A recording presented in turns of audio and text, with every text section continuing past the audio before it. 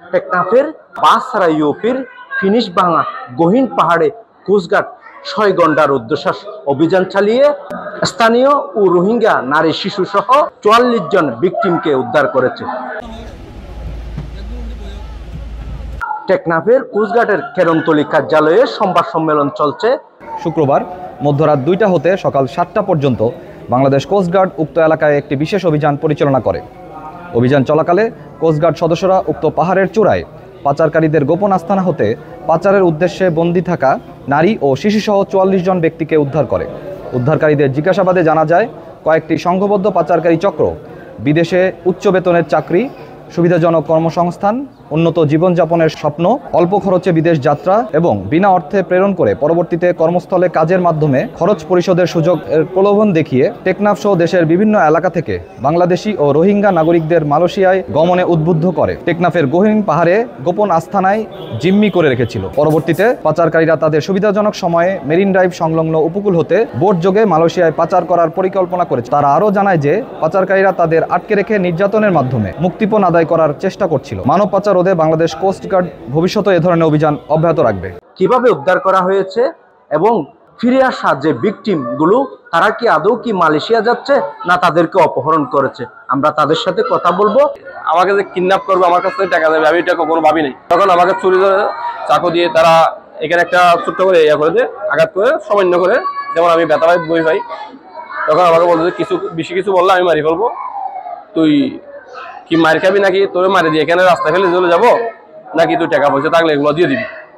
তখন আমি সেই বইয়ে আর তাদেরকে কিছু বললাম না। আমার পরে ৭০,০০০ টাকা ছিল, আমি ৭০,০০০ টাকা তাদেরকে দিয়ে দিলাম। দেওয়ার পরে একটা বাগানের মতো আমাকে ঢুকাই ফেলে, বলতে কোনো কাউকে টাকাটাকি করবি না, সোজা ঢুকে যাবি। তখন আমি ছোট্ট একটা বাগানের মধ্যে রাত ৭টা থেকে ৮টা পর্যন্ত বসে থাকি। তারা ৪-৫ জন আসছিল, আসার পরে টাকা পয়সা আরও চাইছিল। আমি বলছি আমার টাকা পয়সা আর নেই। বাংলাদেশ কোস্টগার্ড তাদেরকে ধন্যবাদ। ওরা না হলে হয়তো আমার মৃত্যু হতে পারতো। আমার চেহারা আপনারা দেখতেছেন।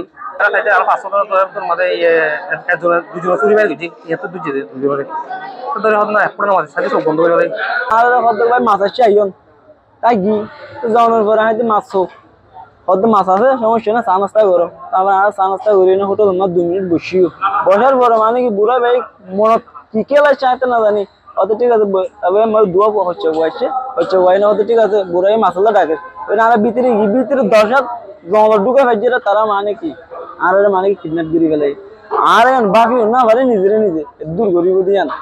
তারপরে 4 দিন আর মানে কি বগারে 10,000 কোটি আসি না তিন ফেলাই আর হয়তো তোরা মালয়েশিয়া বলতে দিন ঠাইলেন এনে টিয়া দেয় বুঝছি তোর বাম্মারে তোরা হয়তো টিয়া পয়সা লেডি করে ফেললে খালি মানে সুয়ারি বেসা করি সিলহালি সুয়ারি লাগি দেড়ে আরে মানে কি মোর তো এবার আয় মাদের দুরমায় মুরা তুলি বাদে মিলিশিয়া বড় যাইতাম 4 লাখ টিয়া মাগে না তো টিয়া দেই না বাড়ি দিবার বুড়ো তুলি দিব বুড়ো হয়ে 4 দিন বাদে ঘর বাড়ি খবর নহবনে 4 দিন বাদে ফুসগাটা আড়ারে লিয়ে মানে উদ্ধার করছে।